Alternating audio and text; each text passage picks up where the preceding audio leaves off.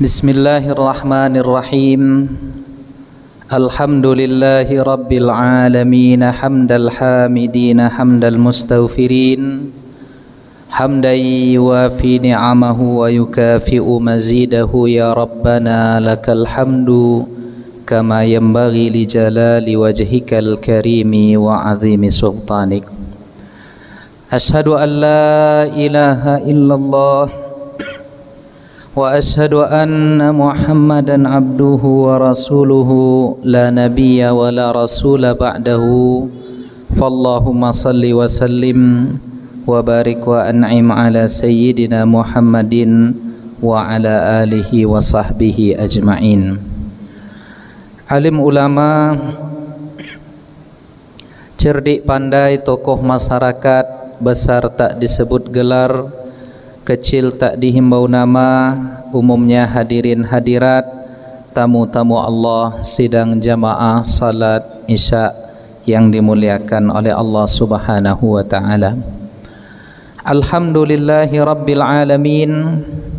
Kita mengucapkan kalimat-kalimat tahmid, memuji Allah pada malam hari yang penuh berkah ini, di tempat yang baik, di saat yang baik.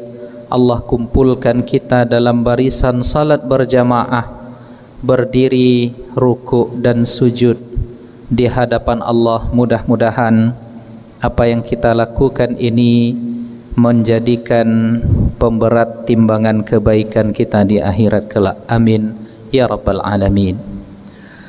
Salawat dan salam tidak lupa kita hadiahkan kepada Nabi kita Muhammad sallallahu alaihi wasallam.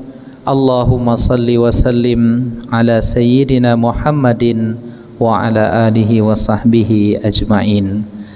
Hadirin hadirat kaum muslimin, kaum muslimat yang dimuliakan oleh Allah Subhanahu wa ta'ala. Kembali pada malam hari yang berbahagia ini, di Rabu yang kelima, kita membaca, mengkaji, mengambil pesan-pesan dari kitab I'lamul Anam Syarhu Bulughil Maram min Ahaditsil Ahkam, karya guru kita Al-Ustadz Dr. Nuruddin Itir.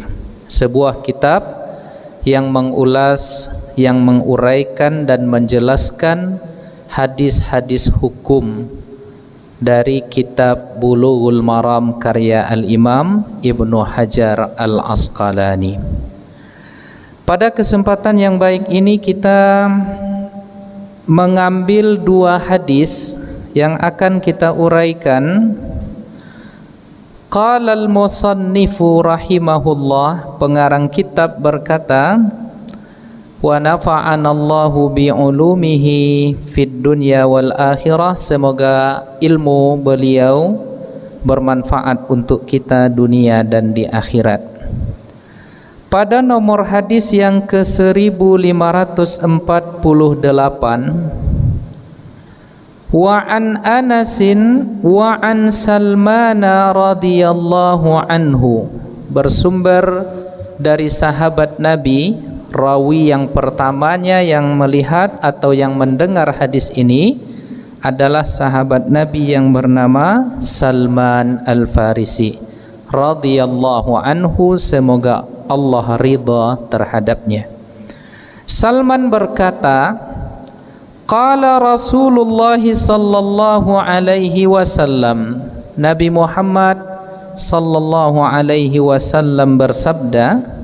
Apa kata Nabi? Inna rabbakum hayyun karim. Sesungguhnya Rabb kalian, Tuhan kalian itu memiliki sifat hayyun karim. Dalam tanda kutip, kata-kata hayyun ini di dalam bahasa Indonesia, jika dibawa ke bahasa Indonesia artinya adalah malu. Jadi Rabb kalian itu malu, karim, maha mulia. Seperti apa dalam tanda kutip malunya Allah Subhanahu wa ta'ala itu? Yastahyi min abdihi, Allah malu terhadap hambanya idza rafa'a ilaihi yadaihi, apabila hambanya itu mengangkat kedua tangannya berdoa kepada Allah, ayyaruddahuma sifra.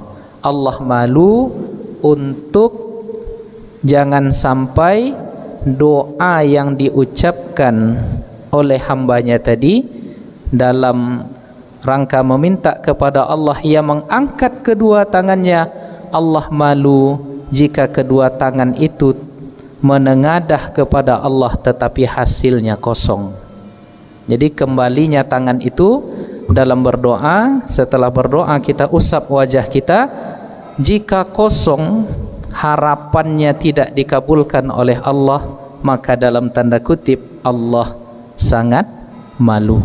Nah, hadis ini diriwayatkan oleh Al-Imam Abu Dawud, begitu juga Al-Imam At-Tirmizi di dalam kitab Ad-Da'awat, begitu juga diriwayatkan oleh Al-Imam Ibnu Hibban, Al-Imam Hakim, dan Al-Imam Az-Zahabi menilai hadis ini sesuai dengan kriteria, maka masuk dalam kriteria sahih. Nah, itu hadis yang pertama. Nah, lalu hadis yang kedua, wa an Umar radhiyallahu anhu, bersumber dari Umar bin Khattab radhiyallahu anhu, Allah ridha kepadanya. Apa kata Umar bin Khattab? Ya, kita tahu Umar bin Khattab ini adalah sahabat Nabi yang juga sekaligus mertua Rasulullah sallallahu alaihi wasallam. Anak gadis beliau yang bernama Hafsah adalah salah seorang istri Nabi yang dia adalah Ummul Mukminin, ibunya kaum mukminin dan mukminat di dunia ini. Nah, Umar menginformasikan, apa kata Umar?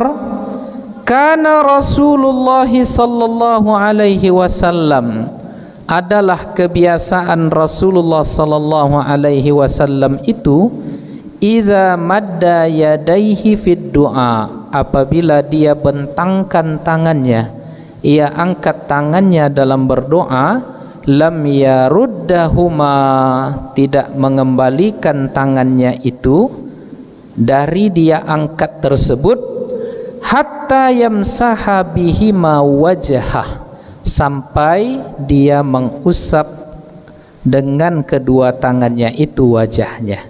Hadis diriwayatkan oleh Al-Imam At-Tirmizi di dalam kitab Ad-Da'awat tentang raf'ul aidi indad du'a, mengangkat tangan ketika berdoa, dan Al-Imam At-Tirmizi menganggap hadis ini sahih dan disahihkan pula oleh Al-Imam Al-Hakim, dan kesahihan yang dinilai oleh Al-Imam Al-Hakim terhadap hadis mengusap tangan ini, lam ya'tarid Az-Zahabi, Al-Imam Az-Zahabi tidak menentangnya. Artinya hadis ini pula menurut beliau adalah sahih. Nah, Bapak Ibu sekalian yang dimuliakan oleh Allah Subhanahu wa taala, dari hadis yang bersumber dari sahabat Salman Al-Farisi, dari hadis yang diriwayatkan atau yang bersumber dari Umar bin Khattab Al-Faruq Amirul Mukminin Abu Hafsin, dari dua hadis ini setidaknya kita bisa mengambil 4 pelajaran penting, atau kita bisa memetik beberapa hukum, setidaknya 3 atau 4 hukum. Nah, yang pertama apa? Di dalam hadis riwayat Salman, di dalam hadis yang bersumber dari Salman Al-Farisi tadi, Nabi Muhammad sallallahu alaihi wasallam menginformasikan kepada kita, Allah Ta'ala itu memiliki sifat dalam tanda kutip malu dan pemurah. Nah, poin pertama yang ingin kita uraikan di sini adalah Syekh Nuruddin Itir di dalam kitabnya ini mengulas, takarrara wasfuhu ta'ala fil habil haya, Banyak sekali berulang-ulang Allah itu disifati dengan Maha Pemalu di dalam dalil-dalil syariat, tidak hanya di dalam hadis, ya, mungkin juga di dalam ayat-ayat Al-Quran. Wasabaqa, dan sudah dijelaskan sebelumnya, kata Syekh Nuruddin Itir, annal haya'a lughatan, malu secara bahasa artinya apa? Dalam bahasa Arab kata-kata haya itu adalah inqibadun nafsi anil qabih, jiwa merasa tidak nyaman dari segala sesuatu yang buruk, yang kotor, sehingga kita tidak mau mendekat, tak mau melakukan. Apa sebab? Haufan az-zammi, karena takut nanti dicelah. Misalnya perbuatan itu sah-sah saja secara hukum, tetapi jiwa kita menolak, jiwa kita merasa tidak nyaman karena berujung nanti kita akan dicelah, dianggap aib. Contoh, misalnya jika ada bapak-bapak sekalian, jika ada orang yang datang ke dalam Masjid Raya An-Nur memakai celana di bawah lutut, lalu memakai singlet, lalu dia sholat di dalam Masjid An-Nur, sah apa tidak? Sah saja, ya. Tetapi ketika kita melihatnya, kira-kira gimana? Ini orang nih kayaknya, ya, ada problem, anything, ya, sesuatu yang agaknya, ya, mungkin yang menyebabkan dia nih, mungkin ya banyak zammun, akan muncul nanti celaan-celaan orang kepadanya. Maka supaya tidak dicela, ditinggalkannya. Dia tidak mau memakai singlet, tak mau memakai celana pendek di bawah lutut. Dia memakai pakaian rapi, pakaian yang bersih, pakaian yang layak untuk ke masjid. Nah, kenapa dia tinggalkan perbuatan tadi? Disebabkan khaufan az-zammi. Wa hadza mustahilun fi haqqihi ta'ala. Dalam makna bahasa ini tentu ini mustahil dalam hak zatnya Allah Ta'ala. Tentu Allah tidak layak bersifat malu, ya. Allah itu apapun yang ia perbuat, ia perbuat, tak perlu ditanya. La yus'alu amma yuf'al wa yus'alu ma taf'alun. Bahwa Allah itu tak perlu kita tanya mengapa begini, mengapa begini. Yang justru ditanya itu adalah kita. Nah, maka para hadirin hadirat yang dimuliakan oleh Allah Subhanahu wa taala, wa hadza mustahilun fi haqqihi ta'ala. Karena sifat malu ini dilekatkan kepada Allah seolah ada atribut makhluk di Khalik.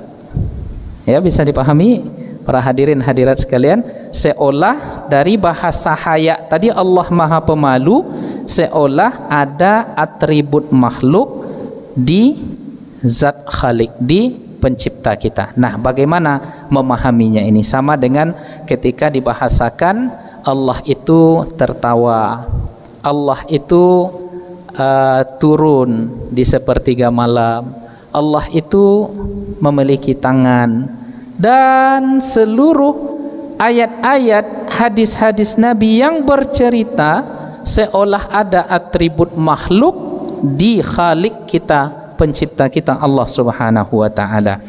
Nah, jika ada kasus seperti ini, kata Al-Imam, ya, Syekh Nuruddin Itir, walil ulama, para ulama, jumhur ulama, fi mislihi maslakan. Ada dua jalan dalam memahaminya. Ada dua metode yang dibuat oleh para ulama untuk memahami semua ini. Yang pertama apa? At-tanzihu 'anil musyabahah lil khalqi. Ya, yang pertama apa? Harus kita sucikan Allah itu dari segala keterserupaan dengan makhluk, dan wa tafwidu haqiqatil muradi ilallah, dan menyerahkan hakikat makna yang dimaksud dari kalimat itu. Sucikan Allah dari segala keterserupaan. Apa sebab? Laisa kamislihi syai'un wa huwas samiul, ya. Oleh karenanya sucikan Allah dan serahkan maknanya, muradnya maksudnya kepada Allah Subhanahu wa taala. Jadi jangan dibahas-bahas, diimani saja. Kalau ditanya, ya Allahu a'lam, Allah yang lebih tahu maknanya, kita mengimaninya.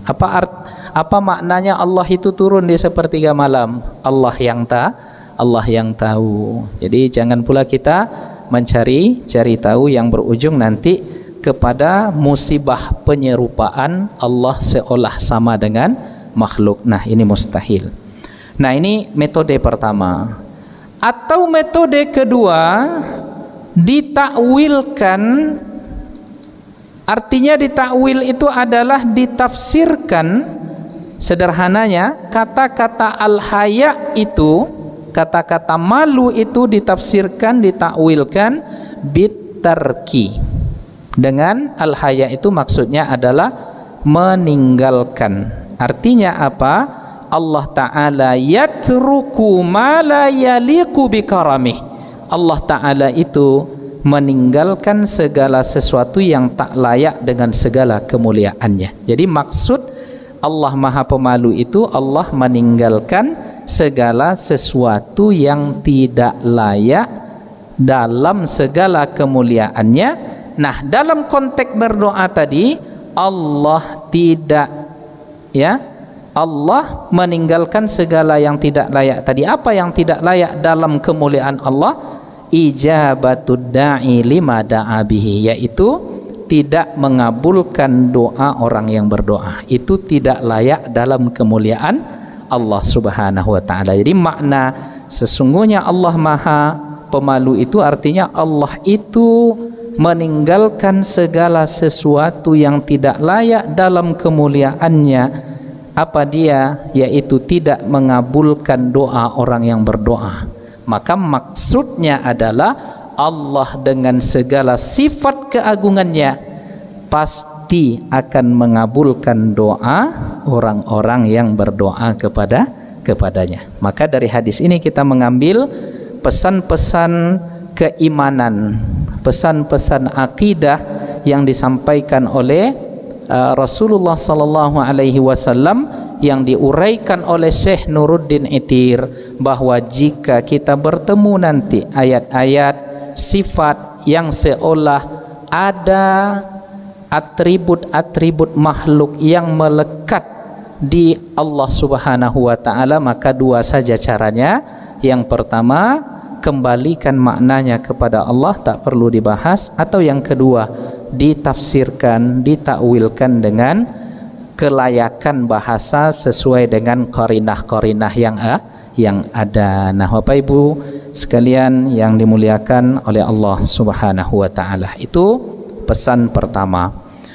Nah, lalu yang kedua yang bisa kita ambil dari hadis yang kedua, bersumber dari Umar radhiyallahu anhu, bahwa Rasulullah itu kebiasaan beliau setiap kali berdoa itu mengangkat kedua tangannya. Tidak selesai dia dari mengangkat tangan dalam berdoa tadi kecuali mengusap wajah. Nah, maka istimbatnya apa? Yang kedua yang kita ambil petikan hukumnya di sini apa?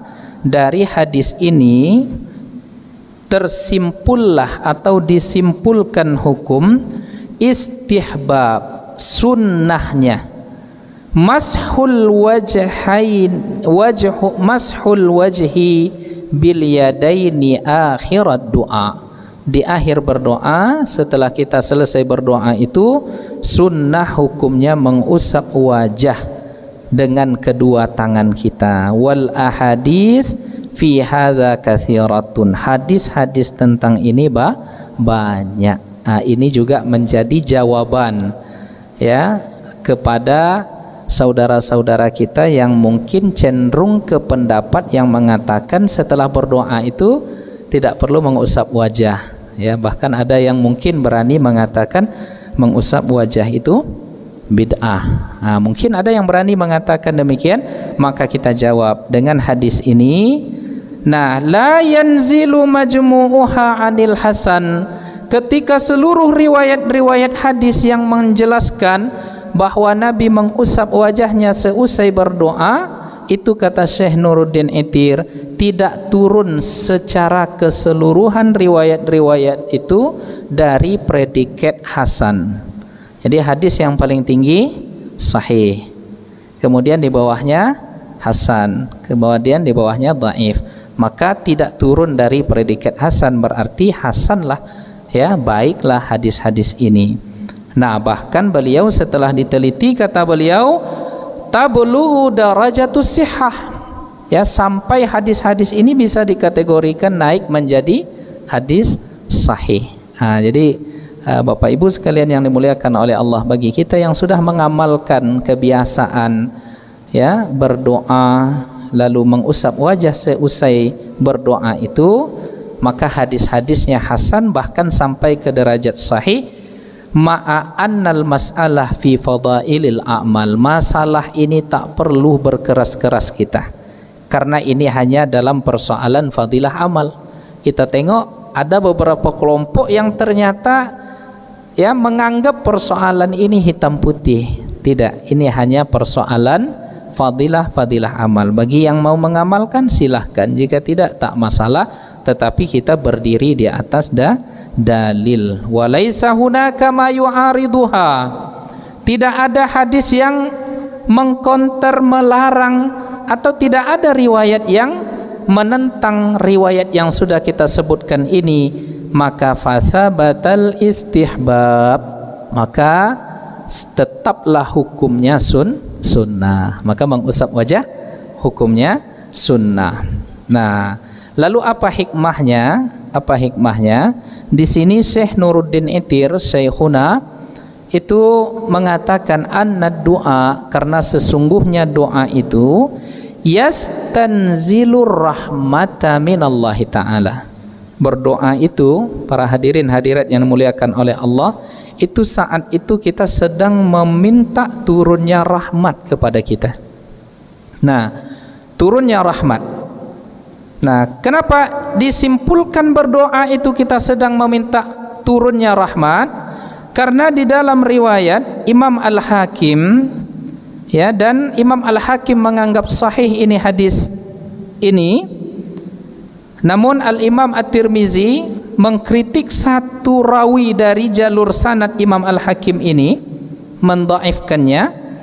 Nah, Al-Imam Al-Hakim, dalam riwayat Imam Al-Hakim, man futiha lahu babud du'a, siapa di antara kita yang dimudahkan sekali dia berdoa, futihat lahu abwabul jannah, dimudahkan baginya pintu-pintu surga. Maka dimudahkan pintu-pintu surga itu maksudnya dalam berdoa itu kita sedang menerima curahan rahmat dari Allah Subhanahu wa taala, karena kita sudah dimudahkan untuk berdoa. Karena ada orang yang berdoa saja berat dia kepada Allah, berat sekali dia berdoa, na'udzubillah. Maka kita minta supaya termasuk orang yang dibukakan pintu, dalam pintu itu kita temukan nanti ada karunia Allah, di mana kita dimudahkan untuk berdoa. Nah, oleh karena itu, walamma warada fi fadlid du'a, di mana sudah dijelaskan ada keutamaan berdoa, di antara keutamaannya apa? Mimma yu'athiru fil yadaini barakatan minallah. Jadi karena kita sedang meminta curahan rahmat, menampung kasih sayang Allah, maka di sini di kedua telapak tangan kita ini ada barakah, ada barakah. Maka keberkahan itu supaya jangan hilang, jangan pergi, payam sahud da'i bihi ma wajha, lalu barakah itu diusapkan ke wajah. Itu hikmahnya, para hadirin hadirat yang dimuliakan oleh Allah. Maka sunnah hukumnya mengangkat tangan, sunnah pula hukumnya mengusap wajah, ya. Sunnah pula disebutkan tadi. Dan kenapa itu sunnah? Karena di dalamnya ada barakah. Maka kita tidak ingin melewatkan keberkahan dari Allah Subhanahu wa taala. Nah, jadi ini dalil. Kita juga ingin menjawab jika ada orang-orang sahabat-sahabat kita yang mungkin yang menganggap mengusap wajah seusai berdoa itu konon kata mereka tidak ada sunnahnya dari Nabi, padahal ada sunnahnya dari Rasulullah sallallahu alaihi wasallam. Karena musibah kita pada hari ini adalah dia belum tahu tapi sudah mengatakan tidak ada. Sering sekali seperti itu, ya. Yang anehnya lagi yang berkomentar adalah ya orang-orang yang pembelajar di antara mereka. Maka kita tidak ingin ke depannya hal-hal persoalan seperti ini menjadi kemaruk, menjadi hal-hal yang menyebabkan kita menimbang menilai iman seseorang, karena kata Syekh Nuruddin Itir ini hanya persoalan fadailul a'mal, ya, pada motivasi-motivasi beribadah. Nah, lalu yang ketiga yang bisa kita uraikan di sini, Pak Ibu yang dimuliakan oleh Allah Subhanahu wa taala, dari dua hadis ini muncul persoalan bagaimana hukum berdoa seusai salat wajib. Nah, karena selama ini di radio-radio, di media sosial, di meme-meme yang diedarkan, katanya tidak ada berdoa setelah salat wajib. Nah, tetapi sebelum itu, ya, sebelum kita jawab, Bapak Ibu sekalian yang dimuliakan oleh Allah, salah seorang al-imam ahli hadis yang bergelar al-hafiz, yang banyak menghafal hadis Nabi, bernama Abu Hafs Umar bin Ali al-Bazzar, lebih dikenal dengan al-imam al-Bazzar, ahli hadis, ya, wafat pada tahun 743 Hijriah, murid daripada Imam Ibnu Taimiyah. Nah, beliau menginformasikan, guruku Imam Ibnu Taimiyah itu, kata beliau, seusai salat beliau menghadap ke jamaah, lalu beliau menjaharkan zikirnya. Menjaharkan zikirnya, apa yang dia baca di antaranya Allahumma antas salam wa minkas salam wa ilaika ya'udus salam. Kemudian beliau bertahmid, ya, bertasbih, bertahmid, bertakbir, dan ditambah dengan tahlil, la ilaha illallah, la ilaha illallah, la ilaha illallah. Nah, kemudian bertasbih, bertahmid, bertakbir, kemudian dia ditutup supaya genap 100 dengan ucapan tahlil, ya. Beliau bertahlil sebagaimana yang datang dalam hal itu dari Nabi Muhammad sallallahu alaihi wasallam. Kemudian beliau berdoa kebaikan untuk diri beliau, jamaah dan kaum muslimin dengan berbagai jenis doa yang datang dalam hal itu dari hadis-hadis Nabi Muhammad sallallahu alaihi wasallam. Jadi beliau juga memimpin doa berjamaah. Siapa Imam Ibnu Taimiyah ini? Ya, imam yang diikuti dalam fatwa-fatwa fikihnya atau fatwa-fatwa akidahnya oleh kawan-kawan kita yang menyerukan pada hari ini kembali ke Quran dan sunnah itu. Nah, jadi mereka mengikut Al-Imam Ibnu Taimiyah. Ternyata Al-Imam Ibnu Taimiyah sendiri dalam riwayat Imam Al-Bazzar ini menjadi salah satu bukti bolehnya berdoa setelah salat fardu menurut Imam Ibnu Taimiyah.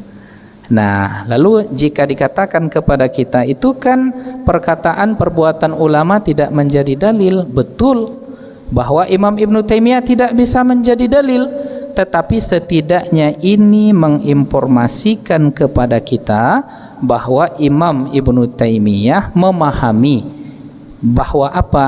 Tidak semua yang tak dilakukan secara spesifik oleh Nabi lantas langsung hukumnya menjadi haram. Nah, ini kata kuncinya di sini, ya. Jadi imam, ya, imam kita atau imam kalian itu juga memahami seperti itu ternyata. Nah, baik, kita tinggalkan ini. Jika ini misalnya dikatakan dia tidak bisa menjadi dalil. Nah, lalu apa dalilnya? Secara umum kita selalu berpijak dari amal yang kita buat ini, selalu berdiri teguh di atas dalil. Mengapa kita berdoa seusai salat fardu? Hadis riwayat Abu Umamah, bersumber dari Abu Umamah, riwayat Imam Tirmizi. Lagi-lagi kita menyebut Imam Tirmizi. Imam Tirmizi ini berasal dari Termes, ya, dimakamkan di Termes di Uzbekistan sekarang. Salah seorang murid terbaik dari murid Imam Bukhari. Nah, Imam At-Tirmizi. Nah, hadis yang bersumber dari Abu Umamah, qila ya Rasulullah, ditanyakan kepada Rasulullah, ayu du'ai asma, doa yang mana yang paling potensial dikabulkan, besar potensinya pengabulannya oleh Allah itu, wahai Rasulullah? Lalu Nabi mengatakan, jauful lail, doa di sepertiga malam terakhir saat kita salat tahajud. Wa duburis salawatil maktubat, dan seusai di belakang, seusai salat fardu. Maka seusai subuh, seusai zuhur, selepas asar, maghrib dan isya. Tadi kita berdoa, ini yang menjadi dalil riwayat Imam Tirmizi yang dinilai hadisnya hasan. Nah, maka ini menjadi dalil kita bolehnya berdoa setelah, seusai atau selepas salat fardu. Maka diriwayatkan Imam Al-Hafiz Ibnu Hajar Al-Asqalani wafat tahun 852 berkata, fa in qila, kalau ada orang yang mengatakan makna hadis yang kita sebutkan tadi, di belakang duburis salawatil maktubat itu maknanya adalah qurba akhiriha, ya, sebelum salam. Nah, maka kata Imam Ibnu Hajar, wa huwa tasyahud, kulna, kami katakan, qad waradal amru bizikri dubura kulli salatin wal muradu bihi ba'da salam ijma'an. Jika ada yang mengatakan bahwa yang dimaksud dengan dubur kulli salat adalah mendekati akhir salat, yaitu saat tasyahud, maka kami jawab, kata Imam Ibnu Hajar, telah ada perintah untuk berzikir, dan yang dimaksud di sini adalah setelah salam. Dan maksud ini, pemahaman ini bahkan sudah menjadi kesepakatan atau ijma' para ulama. Demikian pula kata beliau, wa hakaza hatta yasbuta ma yukhalifu. Demikian pula hal ini adanya sampai ada dalil yang pasti yang menyelisihinya, yang memberikan informasi lain. Ini boleh dibuka pada jilid yang ke-11 halaman 133 dari kitab Fathul Bari. Oleh karena itu, Al-Imam Asy-Syafi'i dari hadis-hadis yang ada tadi mengatakan, wa astahibbu lil musalli, saya menganjurkan orang yang salat itu, baik salatnya sendiri ataupun walil ma'mum, begitu juga makmum, ayyutila zikra ba'da salah, panjangkan zikirnya setelah salat, wa yukthirud doa, dan memperbanyak doa. Maka ini dalil, ya, lagi-lagi dalil dari hadis tadi yang diuraikan oleh Imam Ibnu Hajar, Imam Asy-Syafi'i, raja al-ijabah ba'dal maktubah. Maka perbanyaklah doa supaya dijawab, berharap ada jawaban dari Allah dari doa kita itu. Kapan dilaksanakan? Setelah salat fardu. Nah, maka kalau ada di antara sahabat kita yang mungkin seusai salat dia tidak berdoa, berarti mazhabnya mazhab bukan mazhab Syafi'i barangkali, ya. Bisa jadi dia mazhab Syafi'i cuma belum sempat dia berdoa waktu itu. Tapi kalau dia dengan terang mengatakan, oh, tidak ada dalil tentang berdoa seusai salat fardu, itu keliru, ya, karena kita sudah menguraikan tadi hadis riwayat Imam At-Tirmizi yang ada komentar datang dari Imam Syafi'i, ada komentar yang datang dari Imam Ibnu Hajar. Siapa lagi yang kita ambil ilmunya, ya? Kalau komentar Imam Ibnu Hajar tak kita ambil tentang ini, komentar Imam Syafi'i tak kita ambil, kita mau merujuk ke siapa lagi, ya? Kan tak mungkin kita rujuk ulama-ulama sekarang, gitu kan. Nah, jadi rujukan kita adalah Al-Imam Asy-Syafi'i. Nah, kemudian datang lagi Al-Imam An-Nawawi mengomentari hadis tentang berdoa mengangkat tangan seusai salat fardu tadi. Yustahabbu ayyad'u aidan ba'da salam bil ittifaq wa ja'at fi hazihil mawadi' ahaditsun katsirah sahihatun fi dzikri wad du'a qad jama'tuha fi kitabil azkar. Dikata Imam An-Nawawi, dianjurkan seseorang berdoa seusai salam, dan doa ini bil ittifaq, ya, sudah menjadi kesepakatan ulama tentang hukum sunnahnya, anjurannya. Nah, waja'at fi hazihil mawadi', dalam persoalan ini banyak sekali hadis-hadis yang datang yang statusnya sahih dalam persoalan zikir dan doa, yang semuanya sudah aku sebutkan di dalam kitabku yang bernama Al-Azkar, kata Al-Imam Asy-Syafi'i. Nah, ternyata doa seusai solat itu, Bapak Ibu sekalian yang dimuliakan oleh Allah, bukan hanya dalam mazhab Syafi'i saja, juga di dalam mazhab Hambali. Ya, apa kata Al-Imam Ibnu Rajab Al-Hambali? Wa astahibbu aidan wastahabba aidan ashabuna wa ashabu Syafi'i ad-du'a aqibas salawat wa zakarahu ba'du Syafi'iyyati ittifaqan. Jadi kata Imam Ibnu Rajab, para sahabat kami ulama mazhab Hambali, ya, kemudian ulama mazhab Syafi'i menganjurkan untuk berdoa setelah salat 5 waktu, dan bahkan kata beliau, nah, saya dengar dari mazhab Syafi'iyah itu menjadi sebuah kesepakatan di antara mereka.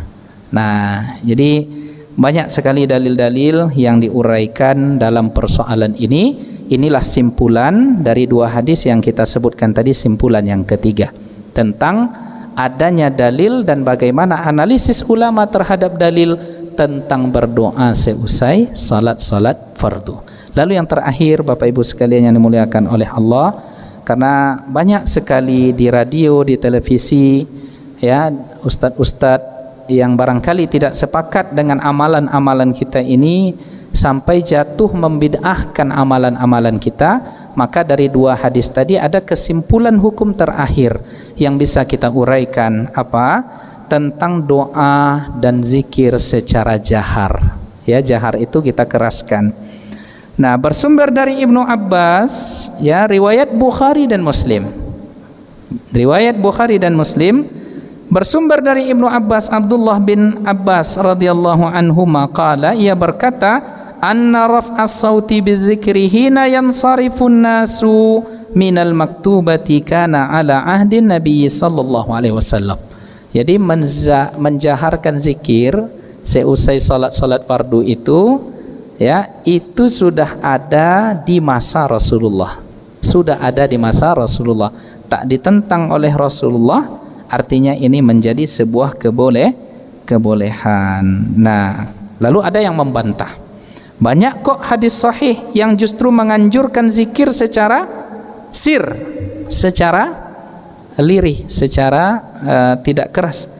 Maka dari hadis-hadis yang bercerita tentang zikir jahar, hadis-hadis yang bercerita tentang zikir sir, yang paling paham kan dalam hadis ini adalah ahli hadis.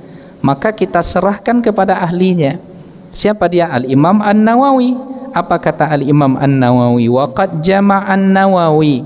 Al-Imam An-Nawawi sudah memadukan antara hadis-hadis yang ada tentang menjaharkan zikir dan tentang memelankan mensirkan zikir, bi annal ikhfa, memelankan zikir itu lebih elok, lebih baik, haitsu khafar riya, kalau kita takut riya misalnya. Takut riya, ya pelankan zikirnya, jangan keras-keras. Au ta'azzil musallin, atau mungkin dengan zikir kita ada orang yang terganggu lagi salat. Maka rendahkan suara dalam berzikir itu. Awin naimun, atau orang sedang tidur. Kalau zikir keras kita, dia terganggu tidurnya. Kalau di An-Nur kita zikir keras, ada yang terganggu enggak? Jauh dari pemukiman, ya. Nah, wal jahru afdal, sedangkan menjaharkan zikir itu lebih baik pula fi ghairi zalika, selain di kondisi tadi. Apa contohnya? Li'annal amala fihi aksar, karena mengamalkan itu banyak riwayat-riwayat hadis tentang mengamalkan banyak sahabat, banyak ulama yang menjaharkan zikir tadi. Kenapa pula? Wali anna faidatahu ta'adda ila samiin. Karena kalau dijaharkan zikir itu faedahnya kembali kepada si pendengar, si makmum. Apa faedah yang mereka bisa dapatkan? Di antaranya yukizu qalbaz zakir, membangunkan hati orang yang sedang berzikir. Kalau kita buat zikir agak jahar, kan nanti yang lain pada ada istilahnya prakondisi. Ada kondisi di mana mereka juga akan serta-merta akan ikut. Itu manfaatnya, kata Al-Imam An-Nawawi. Nah, maka kita buat di masjid kita ini, masjidnya besar, mic-nya bagus, supaya kondisi kalbu kita menghadap ke dalam zikir, mengingat Allah Subhanahu wa taala tadi. Wa yatrudun naum, dan juga menghilangkan ngantuk.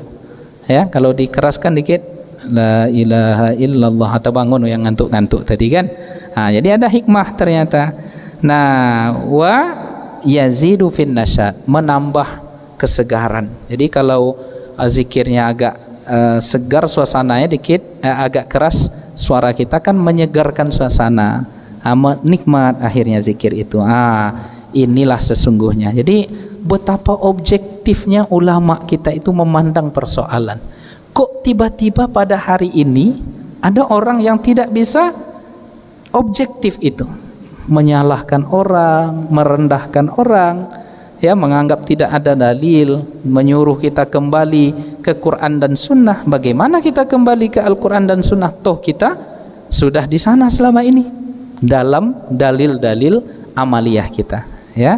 Dalam dalil-dalil amaliyah kita selalu berpegang kepada dalil, tak pernah kita tinggalkan Al-Quran dan Sunnah. Nah, lalu yang terakhir, Bapak Ibu yang dimuliakan oleh Allah, berdoa dipimpin oleh imam, diaminkan oleh orang lain, banyak dalil sesungguhnya. Di antaranya cukup satu hadis yang kita sebutkan, riwayat Al-Imam At-Tabrani, di mana Nabi mengatakan, majtama'a qaumun, tidaklah suatu kaum, fayad'u ba'duhum, yang satunya berdoa, wa yu'amminuhum ba'duhum, dan selainnya mereka mengaminkan, kecuali Allah akan mengijabah doa itu. Maka dikondisikanlah, ya, oleh para ulama kita, ada zikir berjamaah, ada doa berjamaah. Dan kalaupun misalnya tak mau menerima dalil ini, kembalikanlah ke dalil pertama, hadis riwayat yang bersumber dari Salman yang kita bahas tadi, bahwa Allah setiap kali kita mengangkat tangan itu, Allah dalam tanda kutip malu untuk tidak mengabulkan doa kita. Maka didukung oleh hadis bahwa doa setelah salat fardu itu lebih berpotensi dikabulkan oleh Allah, maka kita manfaatkan berdoa seusai salat fardu atau juga salat sunnah, dan di kesempatan apapun perbanyaklah berdoa kepada Allah, karena dengan doa inilah disebutkan oleh Rasulullah sallallahu alaihi wasallam, ad-du'a mukhul ibadah. Doa itu adalah otaknya ibadah. Kenapa? Karena di dalam doa itu ada al-khudu', ada ketundukan, ada merasa keterbutuhan kita kepada Allah Subhanahu wa taala. Demikian kajian kita pada malam ini.